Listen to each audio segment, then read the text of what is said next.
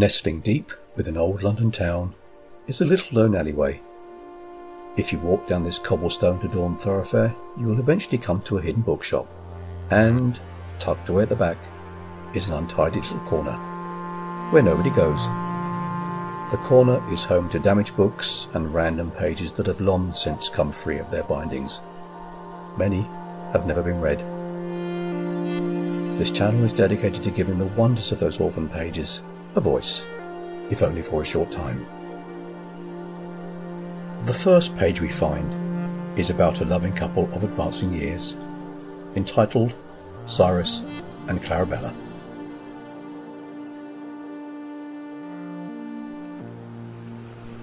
Untie that man. See that he's bathed. I need him working by 1200 hours. And with that, the captain strode across the deck without looking at any of the crew.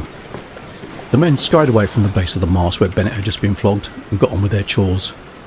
Bennett had allowed one of the gunpowder barrels to get wet, and wet gunpowder was useless. It could cost them their lives should they meet up with one of the Spanish fleet. These were treacherous times, and losing the cargo to the Spanish would cost the crew and the captain their heads, one way or another. The captain hardly ever made eye contact with the crew except on disciplinary matters. The last thing they wanted was his steely grey eyes on them, so they always knuckled down. He made sure he was on deck as often as possible. It kept this particularly difficult crew in check. He never gave them time to think. As he made his way to his cabin, he saw the cook in the corner of his eye.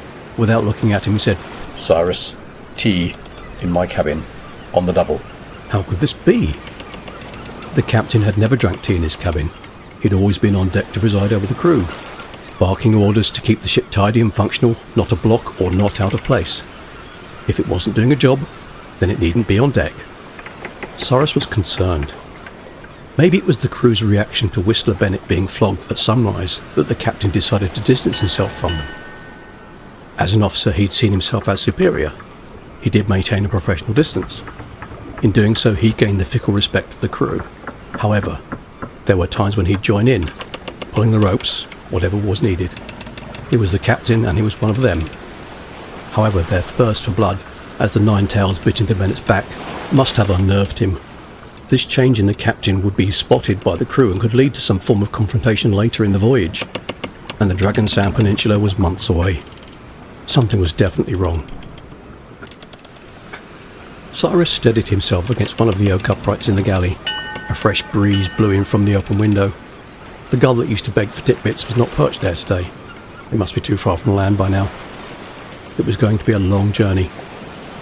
He thought about this whilst stirring the captain's tea. He began to stir it faster and faster. He was quite agitated.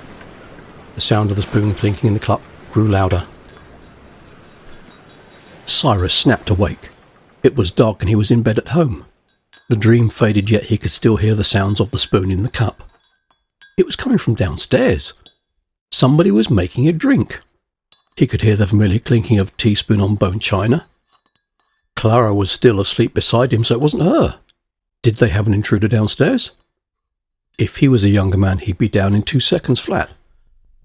But not now. The years had crept up on him. 1 minute he was a younger man jumping across the moors with 140 pounds of army kit on his back. The next, well, he didn't bear thinking about.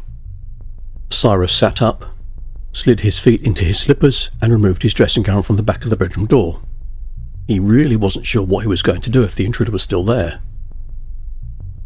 He was secretly hoping that the sound of the movement upstairs would scare him, or her, away. He put on his slippers and dressing gown, walked onto the landing and began to pace up and down. He decided after a few minutes that maybe it would be better to call the police and let them deal with it. The trouble was they'd take 20 minutes to get here. It was no good. He'd have to do it himself. Each step is gingerly taken as he makes his way down the stairs. The kitchen light was on, and he swore he could hear the fridge being opened. Was this person here to steal milk? Cyrus sneaks into the living room and removes a poker from the brass carousel that held the tools for the fire. Turning around, he heads back towards the kitchen, stops outside the door, and listens. Somebody is definitely making a drink. He puts his hand on the door and pushes it open gently. And there, in the middle of the kitchen, Holding 2 cups of tea is his old headmaster, Mr. Thompson, wearing a light brown lab coat with 2 yellow pencils and a 6-inch steel rule in the left breast pocket. "Got any custard creams, dear boy?" asks Mr. Thompson.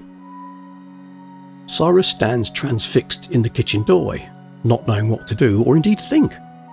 This man should be over 130 years old. He should be dead. Not that he wished the man ill at all. "You're right, I should be dead, but let's not talk about me, shall we? Come, sit down." Mr. Thompson places the 2 cups of tea on the kitchen table and gestures for Cyrus to sit down in the chair opposite. "The jar's over by the bread bin," says Cyrus in some sort of daze. "What, dear boy?" "The biscuit's over by the..." The sentence dies on his lips. How did he know? How could he know? It just wasn't possible. He only thought it, hadn't he? Mr. Thompson walks over to a set of small earthenware jars next to the bread bin. Each one labels with what's contained inside. He opens the lid and smiles at the aroma. "Eat up, you'll miss these, I promise you." Mr. Thompson offers some biscuits to Cyrus. He takes one out. Mr. Thompson notices him shaking. "It's all a bit confusing, isn't it? And no doubt you have lots of questions." It took a while. Mr. Thompson could see Cyrus struggling with his thoughts. His face was going through a variety of different expressions. And then, with a hushed voice, Cyrus asks, "What are you doing here?" But just as he said it, another question was forming. Besides his age, there was something not right about Mr. Thompson. His limbs didn't seem to fit together properly where they joined his torso. They didn't seem to fit at his hips either. Every time he stretched or extended an arm, it looked like he was coming apart at the seams. As this happened, sabres of brilliant white light would stream out, lighting up the whole kitchen for just an instant. It hurt his tired eyes to look at it. And then there was something else. Mr. Thompson's limp was gone. "What am I doing here? That's a good one." He pauses to dunk a biscuit. As he lifts it out of his tea, half of it falls back into the cup. He chuckles to himself and whispers, "Delightful." Looking up at Cyrus, he continues, "Well, my boy, it's time for you to return. I was asked if I'd like to go and bring you back. Our plane of existence is wonderful, but you can't beat a real physical cup of tea, so I jumped at the chance. Besides, it's lovely to see you, and not everybody gets the chance to help with the return. You can't be real. You're a ghost." Mr. Thompson tries to suppress a chuckle. "Dear boy, no. I'm still the Mr. Thompson you knew at school. Same personality and mannerisms. You must know that by now. No. I moved on. Some time ago, actually. I was working in my allotment. Just finished turning over what was to be next year's cabbage patch, if memory serves. Anyway, I sat down in my deck chair outside my shed when the postman appeared. Not any postman, mind you. Sid Turnbull. I used to see him nearly every morning. We went fishing with him and Dad a few times. "Morning, Sid," I shouted. "You're right there, mate," he responded. Anyway, he walks up to me. We talk about the weather for a bit. Old time stuff like that, you know. Then he pats me on the back and stands up and says, "Oh, we got to go now, mate. It's time." Now, as much as I liked Sid, I was not going to leave my allotment. It was Sunday. I had so much to do. I really did want to go down the pub. That's what I assumed he meant. "It's better if you just come with me," he says as he walks away. Then I noticed. I really didn't know why I didn't see it before. It looked like he was made out of old cardboard tubes. They didn't fit quite right. He'd passed on years ago, you see. He said it was time to come home. "Coming home," repeated Cyrus quietly. Something is happening in the back of his mind. A memory surfaces.